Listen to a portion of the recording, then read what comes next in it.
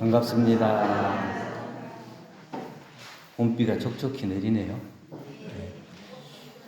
봄 밤에는 무슨 꿈을 꾸십니까? 아무 꿈도 안 꾸고 잘 주무십니까? 꿈 많이 꾸죠? 새봄을 맞아서 좋은 일들이 가득하길 바랍니다.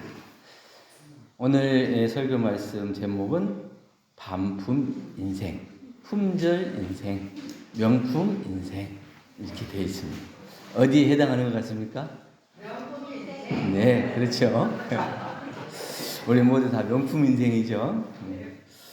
우리가 이제 그동안 살아왔는데 만약에 바꿀 수 있다면 뭘 바꾸고 싶어요? 없어요? 바꾸고 싶은 것이 없어요? 그냥 그대로 온전히 그냥 내 삶으로 받아들이고. 네. 저는 이제 바꾸고 싶다면 이런 거 바꾸고 싶어요. 기점과 관점을 바꾸고 싶다. 어떤 기점이냐면 변화하는 기점이 다른 데 있는 게 아니고 나에게 있다 하는 것을 아는 것을, 이걸 이제 바꾸고 싶고, 그래서 미루고 기대지 않고 내 스스로 변화의 중심이 되는 거예요. 다른 사람에게 미루고 기대고 그래서 자기가 할 수 있는 일을 못하고 계속 흘려보내는 시간이 아니라 내가 나부터 이렇게 할 수 있는 그 기점이 되고 싶다. 또 적극적인 행동의 기점이 되어서 척척 동자가 아니고 뻔뻔 동자가 돼요. 무슨 동자예요? 네. 그러니까 척척이라는 것은 아는 척하고 잘난 척하고 하는 이 척척 동자, 이것을 바꿔서 뻔뻔, 뭐냐면 안 했으면 어쩔 뻔했어, 못 했으면 어쩔 뻔했어. 그 다행한 거죠. 내가 그때 힘들고 어려웠지만 그것을 그때 했으니까 이렇게 됐다고 하는 거예요. 그러니까 안 했으면 어쩔 뻔, 또 못 했으면 어쩔 뻔. 그 뻔뻔 동작, 그 기점이 그냥 미루고 하지 말고 그때 보일 때마다 할 수 있어요. 적극적으로 행동을 해야 된다. 그래서 긍정의 기점과 믿음의 관점, 모든 것을 바라볼 때 관점을 믿음으로 보는 거예요. 그래서 내가 저것이 힘들고 어렵다 하더라도 내가 이 마음속에 깊은 믿음으로 그것을 해결해 나가리라고 하는 그 다짐에, 그 눈으로 보는 거예요, 세상을. 그러면 모든 것이 다 해결할 수 있고 또 그게 또 아름답게 보이고 그러는데, 그걸 믿지 못하기 때문에 자꾸 관점이 흐려져요. 관점이 흐려져서 내가 지금 어디를 보고 있나, 어디를 향해 가고 있나, 이게 자꾸 헷갈리게 된다죠. 믿을 거면 확실하게 믿어라. 반만 걸치고 왔다 갔다 하지 말고. 왔다 갔다 해요, 안 해요? 나한테 잘해주면 좋아 보이고 못해주면 싫어지고 자꾸 왔다 갔다 하는데, 정말 그 사람이 내 사람이다, 내가 믿을 사람이다 그랬으면 그냥 확실하게 믿고, 이 교법이 정말 세세생생을 통해서 정말 내가 성장할 수 있고 진급할 수 있는 교법이다 그러면 확실하게 믿어야 돼. 왔다 갔다 하지 마라. 어떤 남자가 등산을 하다가 낭떠러지에서 미끄러졌어요. 그래서 막 미끄러져 나가다가 어떻게 그냥 허우적거리다가 딱 나무 뿌리를 잡아서 겨우 딱 버티고 있는 거예요. 그냥 낭떠러지에서 떨어질랑 말랑 그러고 있어요. 그러니까 이게 잡고 있다가 위에 누구 없어요, 나 좀 살려줘요. 아무리 소리쳐도 누가 대답하는 사람도 없고 오는 사람이 없어. 그러니까 어떻게 믿을 것은 하나님 뿐이다. 그러고 그냥 하나님 제발 목숨을 살려주세요. 제가 목숨을 살려주면 어떻게 열심히 잘 살게요. 이렇게 하죠. 그러니까 위에서 딱 하나님이 나타났대요. 그래서 뭐 어떻게 해달라고? 절 목숨을 구해줘야죠. 그럼 내가 너 목숨을 구해줄 테니까 내가 시키는 대로 하겠냐고. 네, 시키는 대로 할게요. 그럼 손을 놔라. 아니, 손을 놓으라고요? 납떨어져서 손 놓으면 나 죽는데? 그러니까 나를 믿는다면 손을 놔라. 그러니까 한참 생각하다, 그 위에 하나님 말고 딴 사람은 없어. 그러니까 그거 보면은 낭떠러지 미끄러져가지고 나무 뿌리를 잡았는데 밑에가 한없이 깊은 낭떠러지라고 자기는 생각하는 거예요. 근데 손 놓으면 바로 땅 닿는 거예요. 그렇게 살겠다고 그걸 붙들고 있는 것이 결국은 자기를 힘들게 하는 거고, 손 놓으면 바로 살아. 그러니까 손 놔라. 근데 그 말을 못 알아듣고 못 믿는 거예요. 자기 생각에는 이 깊은 낭떠러지로 생각해요. 우리가 신앙을 한다면서 그런 거예요. 그 교전에 밝혀주시고 대웅장께서 말씀해 주신 그것을 그대로 알고 믿고 실행하면 되는데 과연 그럴까? 또 다른 길이 있지 않을까? 걔 왔다 갔다 자기 기분 좋을 때는 그래 뭐 대종사님이 맞는 말씀이지. 그러다가 또 자기 일이 잘 안 풀리고 안 되면 다 믿어도 소용이 없네. 이렇게 자기가 왔다 갔다 하는 건 아닌가. 이렇게 되지 않으려면 우리가 어떻게 살아야 될 거냐? 첫째는 반품 인생을 살아야 한다. 어떤 걸 반품시켜야 돼요? 예회보를 좀 보세요. 거기 다 올려놨잖아. 왜 제 얼굴만 보고 대답을 못하고 그러세요? 거기 다 올려놨잖아요. 자기가 원망하고 미워하고 이런 마음, 증오하는 마음을 다 반품시켜야 돼요. 내 마음속에 일어나는 원망과 미움과 증오의 이런 생각들을 다 돌려보내야 돼요. 어쩔 수 없이 일어나긴 하지만 이걸 다 돌려보내야 돼요. 내가 그걸 좋다고 그것을 돈도 안 주고 그걸 사? 내가 가지고 있어요? 그러면 맨 보는 대로 다 원망과 미움과 증오로 가득하지. 그러니까 내가 그것을 원망하는 마음이 생기면 돌려보내고, 미워하는 마음이 생기면 돌려보내고, 증오하는 마음이 생기면 돌려보내. 그런 것들은 다 우편도 나쁜 거 오면 반품이죠. 다시 반송시키잖아요. 그런 것처럼 우리도 안 좋은 마음이 생기면 반품시켜야 돼요. 그리고 스스로 포기하지 않는 마음, 그리고 상대를 공경하는 마음, 모두가 기쁘게 사는 마음으로 그것을 가득 채우고 내 마음속에 있어지는 원망과 미움과 증오는 반품을 시켜야 된다. 세상 마음먹기에 달린 거잖아요. 내가 불평하려고 마음먹으면 다 불평할 거예요.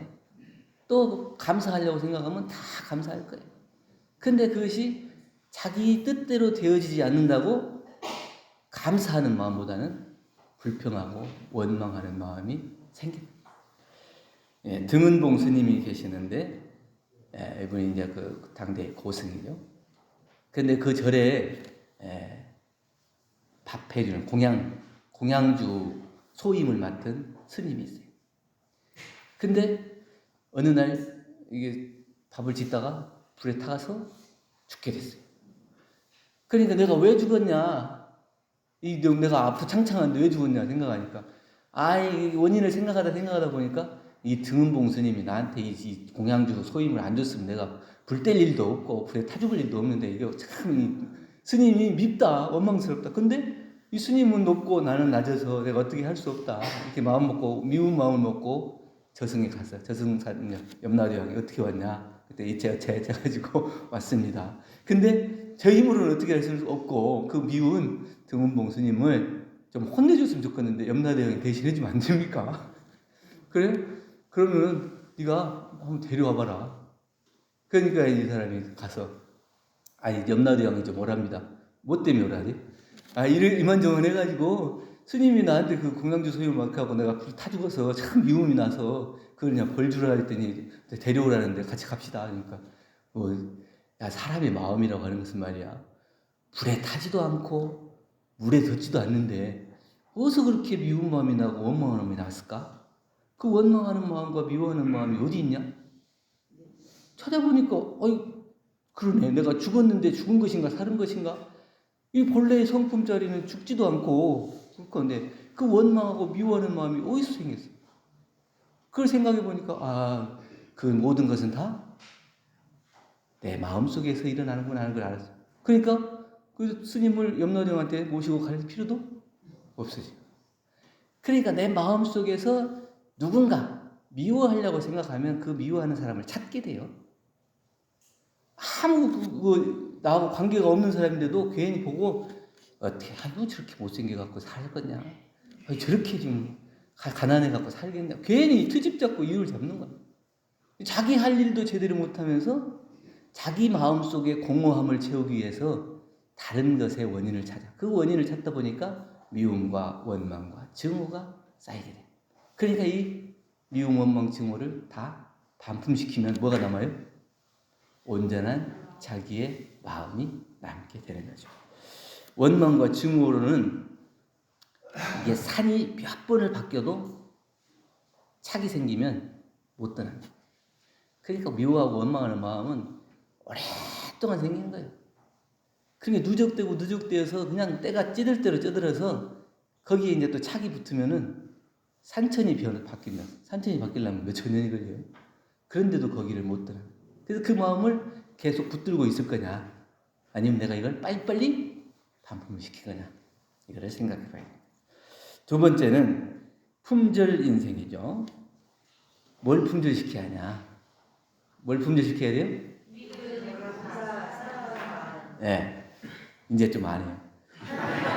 근데 공부 잘하는 사람들은 늘 이렇게 딱 빨리빨리 이렇게 예, 품절을 시켜야 되는데 뭘 품절시켜야 하냐? 내가 믿는 마음, 감사하는 마음, 그리고 사랑하는 마음. 이 마음은 써도 아깝지가 않은 거예요. 다른 사람을 사랑하면 사랑할수록 더 사랑하는 마음이 나오는 거예요. 감사하면 감사할수록 고마운 일이 나타나고. 그러니까 이것은 써도 품절이 잘 안 돼요. 근데 이거를 정말 품절이 시킬 만큼 쓸 수 있으면 우리 인생이 아름답지 않겠어요? 정말 감사하는 마음, 고마워하는 마음, 은혜로운 마음, 사랑하는 마음, 이게 다 세상에 가득 차고 내가 써도 이게 다 떨어지지 않는다. 더 써야지. 오늘도 써야지. 내일도 써야지. 이거는 누가 뭐라 할 수도 없어요. 오히려 그렇게 막 쓰고 낭비하는 것을 사람들이 잘한다 칭찬할 거예요. 그런데 그렇게 쓰고 계시는지, 아니면 귀하게 모시고 집에다가 보관하고 있는지, 내 마음 쫙 깊숙한데 감사는 다 감춰놓고 정말 다 드러나는 거, 그냥 미움만 계속 쓰고 있는지 한번 생각해 봐요. 비단은 귀하지만은 반드시 필요한 것은 아니에요. 그 필요할 때만 그 쓰는 것이지 항상 쓰는 거예요. 근데 걸레는 하찮은 것이지만 늘 필요한 거예요. 그러니까 우리가 귀한 것과 천한 것으로 나누면 비단이 귀하고 걸레는 천하다고 할 수 있지만, 사용하는 데 있어서 어느 것이 유용하냐, 이걸 놓고 보면 비단보다는 걸레가 훨씬 유용한 거예요. 그러니까 유용한 것, 우리 마음에 감사하고 사랑하고 또 다른 사람을 위해서 내 마음을 함께 할 수 있는 그런 마음, 이것이 늘 샘솟아요. 그러면 그것은 다른 사람이 봤을 때 참 저 사람 바보다, 다 퍼준다, 그냥 맨날 희죽희죽거리고 웃고 있다, 이렇게 생각하고 나를 하찮게 생각할지 몰라요. 그런데 귀한 것일수록 안에 다 감춰져 있는 거예요. 그래서 제가 우리 근영 씨가 본공회 일하는 데 가가지고 우리 선타원님 일하시는 거 보고, 선타원님은 참 어떻게, 다른 사람들 보면 다 나이가 더 어리고 젊고 더 일할 사람들인데 맨날 선타원님한테 시킨대. 이것 좀 가져와요, 저것 좀 가져와요. 근데 선타원님은 아무런 싫은 내색도 안 하고 다 해주는 거예요. 이거 여기 있어, 이거 여기 있어. 언제 찡그린 적을 별로 못 봤어요. 교우님한테 혼나도 그냥 혼나는 것이지 뭐. 그냥 얼굴이 구겨지는 게 없어요. 이게 이제 말하자면 우리가 말하면 바보다, 이렇게 얘기할 수 있지만 바보가 돼. 어떤 바보가 되냐, 그냥 아무런 생각이 없으니까 저렇게 웃고 하겠어요? 오랫동안 공부하면서 그 마음속에 깊은 믿음 그리고 실천의 뿌리가 거기에 박혀있는, 어떻게 사는 인생이 확실한 인생인가를, 확실한 인생의 가치관이 있기 때문에 그걸 통해서 내가 바보처럼 살 수 있는 거예요. 그리고 인과의 이치를 절실하게 알아요. 내가 해주는 것이 받는다는 것을 알기 때문에 그저 해줘도 아무런 불평불만이 없는 거예요. 근데 그걸 모르니까 나 편하려고 다른 사람 시키고 그러는데, 사실은 해주는 사람이 남는 사람이에요. 어떤 사람이에요? 해주는 사람이? 네. 해주는 사람이 남는 사람. 자기 것 챙기려고 하는 사람이 남는 게 아니고 베풀고 해주는 사람이 남는 사람이에요. 그 사람이 진짜 머리가 좋은 사람이고 확실하게 인과의 이치와 진리를 아는 사람. 바보입니까? 아닙니까? 바보라고 하면, 다른 말로 얘기하면 진리를 체득한 바보. 이렇게 얘기할 수 있겠죠. 그래서 우리가 바보처럼 살아야 된다. 손이 커도 베풀 줄 모르면은 미덕으로는 수치스러운 일이다. 그리고 발이 아무리 넓다 해도 머무를 곳이 없다면 부덕의 소치다. 자기가 막 가고 싶은 데가 많은데 오라는 데가 없어. 그러면 자기가 덕을 못 쌓는 거야. 그리고 지식이 아무리 있다 하더라도 겸손을 하지 못하면 무식한 것만 못해. 잘난 척하다 결국은 자기 발목을 찢게 되는 거고, 높음이 낮춤을 모르면 존경을 받기가 어렵다. 자기가 높아지려면 스스로 낮추어야 높아지는 거예요. 그래야 다른 사람들한테 대우받고 존경을 받는 거예요. 그러지 못하면 자기 잘난 척 높은 채 하다 보면 자기가 공덕을 조금 지어놓고 공덕탑을 지어달라고 하는 대종경 말씀처럼 결국에는 자기가 조금 짓고 자기 높이려고 하다가 결국에는 자기가 지은 것마저도 땅바닥에 떨어져 낮춰져 공경을 받지 못해요. 그래서 이것을 아는 사람은 정말 진리를 오득한 바보로 살아갈 수 있고, 우리가 품절 인생, 그런 바보는 품절시켜도 되잖아요. 그런 사람은 다 찾아요. 이 사람도 찾고 이 사람도 찾고. 그러기 때문에 몸이 바빠요. 우리 은타원님도 뭐 몇 개 얘기하는 거, 일을 하는 거 몰라요. 공공에 일하지, 교도소 가야지, 뭐 해야지. 그런데도 저렇게 그렇게 열심히 하니까 여기저기서 찾는 거예요. 그러니까 몸이 바쁘죠. 이거는 품절. 내가 그렇게 그 마음을 알아주는 사람이 있어요. 그래서 존경을 받고 공경을 하는 것이죠. 그래서 우리가 품절 인생을 살아야 한다. 세 번째는 명품 인생을 살아야 한다. 명품에 어려움 속에서도 은혜를 발견하고 실천하는 사람이 명품 인생이다. 예. 제가 이제 공부하다가 가만히 생각하니까 나이가 이제 점점 들어가잖아요. 어떻게 사는 것이 잘 사는 건가 이렇게 생각하다 보니까 나이가 들었다고 해서 부르는 이름이 여러 가지가 있어요.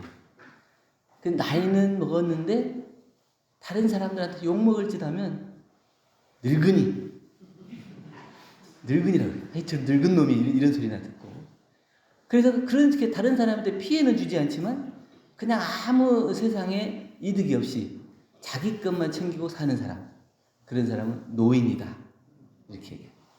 그런데 자기가 손해를 보더라도 다른 사람에게 도움이 되고 자기 몸을 아끼지 않고 그 일을 하는 사람은 다른 사람들이 부를 때 뭐라냐? 어르신 이렇게. 근데 그것을 떠나서 진리를 깨치고 정말 세상에 명품으로 인생을 만든 사람을 우리가 성자, 성인 이렇게 불러요. 우리가 어떤 것이 명품인가 하는 것을 확실하게 아는 거예요. 우리 이제 로키 산맥에 해발 3,000m 높이에 수목 한계 지대가 있대요. 그러니까 나무가 자랄 수 있는 한계 지대에 가는 거예요. 그 위로 가면 추워서 나무가 이제 못 자라. 거의 이제 뭐 만년설로 이렇게 돼 있겠죠. 근데 거기는 완전히 그 생명을 죽을 지경까지 가는 거 아니에요? 그러니까 어떻게든지 살아나기 위해서 온 힘을 다하니까 높이 자라지 못하고 나무가 이렇게 90도로 꺾어져 있어. 약간 무릎을 꿇고 있는 것처럼 그렇게 나무가 돼 있대. 그런데 그 열악한 상황에서도 생명을 유지하고 살아가요. 그런데 바이올린 만들 때 그 명품 악기를 만드는 나무는 다 그 나무를 쓴다네요. 그러니까 거기에서 그 열악한 환경에서 살아남기 위해서 자기 몸을 얼마나 단단하게 하고 생명을 만들었겠어요. 그래서 그것으로 인해서 그 악기를 만들면 오래가고 소리도 공명도 잘 나고 그런다. 이것이 명품이다. 또 명품이라고 하면 누구냐? 우리 한동궁 교당 교도님들이 명품이다. 우리 교당이 2개 합쳤잖아요. 근데 지금 뭐 2년 넘고 이제 햇수로는 이제 3년째죠. 참 누구 싫은 소리 하나 들은 적이 없어요. 누가 어떻다고 얘기한 적을 들은 적이 없어요. 그러니까 이 교당이 저 교당 뭐 형복이다 하고 저 교당이 이 교당 형복이다 하고 저 사람 이 사람 얘기도 하고 그런 소리를 들은 적이 없어요. 제가 귀가 좀 먹었나 모르겠어요. 그런 소리를 들은 적이 없어요. 또 우리 교당을 짓는데 참 어려움이 많았잖아요. 어려움이 많았는데 다 또 사회적 경험도 있고 또 건축 해보신 분도 있고 아는 것도 많고 그래요. 그러니까 딱 보면은 내가 봤을 때는 이것이 저거 이건 저렇고 이건 저렇고 이렇게 얘기할 사람도 많이 있을 텐데 누구 한 사람도 얘기하는 사람. 그냥 그 집이 잘 지어질 수 있도록 기도하고 마음을 모아줄 뿐이지 이건 저래라 이건 저래라 이렇게 까탈스럽게 하는 사람이 없어요. 그래서 우리 교당 짓는다고 다른 교당 같은 경우는 신문에다 막 1년, 2년씩 이렇게 내요.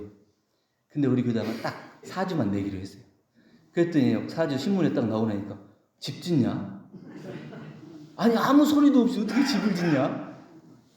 그게 우리가 그 마음속으로 염원하고 기도하고 우리가 이루어 나가는 거예요. 근데 그것이 만약에 우리가 이 속에서 이런 소리 저런 소리 났으면 이게 밖으로 나가잖아요. 나가면은 그 지금 뭐 집 짓는다는데 막 무엇이 어려움이 많은데 뭘 곤란하고 뭐하고 막 뭐 뒤죽박죽하고 아이 복잡하더라. 이런 말 들으면 되겠어요? 아무 소리도 없이 그냥 그 일을 해가는 거예요. 그리고 저렇게 아름다운 건물이 올라가고 이제 얼마 있으면 이제 들어가야 되는데 마음이 막 콩닥콩닥해요. 이 사람들이 지나다니면서 건물이 멋있으니까 막 사진 찍고 가요.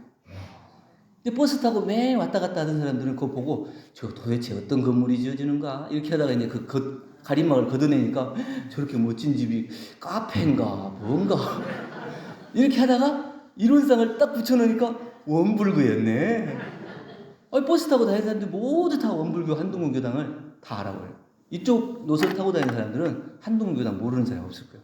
이 길가에 정말 대로변에 교당이 들어서고 이렇게 정말 마음이 맞는 교도님들이 그 집을 짓고 그 속에 들어가서 공부를 한다 그러니까 명품 교도 아니에요? 명품 교도예요. 이걸 우리가 이제 명품 인생이라고 그러고 명품 인생으로 살아야 돼. 그럼 우리 한동훈 교당 교도님들은 명품 인생을 살아가고 있는 거예요. 그래서 우리가 명품의 조건은 이제 희소성 있잖아요. 귀해야지 그게 명품이 되는 거예요. 사람 되기 어려운데 이미 되었고 불법 듣기 어려운데 이미 듣나니 이 내 몸을 이 생에 제도 못하면 어느 생을 기다려서 제도하리라. 정말 이 몸을 받고 이 교법을 만나서 공부하는 여러분들이 명품 인생이 될 수 있도록 나날이 정진하고 기도하고 적공해서 정말 인생의 아름다운 명품 인생으로 마무리한다면 영생을 통해서 복과 해가 가득하겠죠. 누가 뭐라고 하더라도 이 명품 인생으로 정말 아름답게 살아가는 우리 교도님 되시기를 바랍니다. 감사합니다.